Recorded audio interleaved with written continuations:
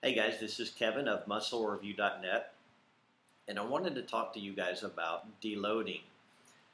If I could go back over the 20 years I've been lifting weights, one thing that I definitely would change is learning about this principle of deloading, giving yourself a lighter week of lifting, a less intense week of lifting. And I'll give you a few general rules for it. First of all is the longer you've been lifting and the more intensely you're training, the more often you should be deloading. So for example, let's say you are brand new. If you've only been training for, uh, you know, 1 year, under 1 year, you may be able to get away with deloading only every couple of months because again, you're not training so hard. You are lifting relatively light weights, especially the first few months.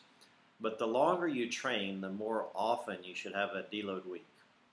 So I would recommend, and I've looked at a lot of the guys that I follow, the guys that I really respect, recommend that every fourth week is a deload week.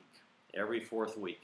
Even though you may not even feel like you need to, it does a lot of good things for your body. It gives your joints a little bit of rest. It just, remember, your body works in a cyclical fashion when it comes to strength and making gains.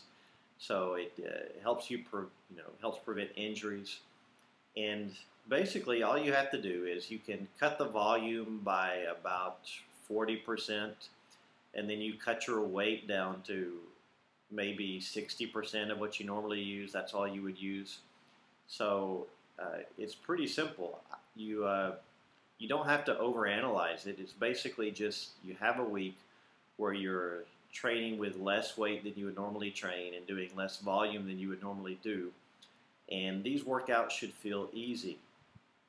And again, it's for your long-term benefit. Something interesting I've learned from people like Ferrugia and some of the others is that really advanced lifters, more mature lifters, like around my age, in their 30s and beyond, a lot of those guys, the power lifters, they will train really hard for 3 weeks, and then every fourth week, they just take that week completely off of training and let their bodies rest. And you may not want to do that, but it's something to consider, especially if you're a more advanced lifter.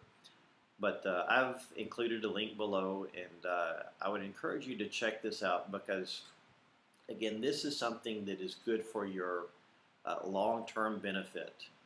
So, and I know I've already said this, but if I could go back over the 20 years that I've been training, this is something I definitely would have done. I would have, every third or fourth week, I would have taken a deload week or just taken the week off and give my body that extra rest. So click the link below and check it out.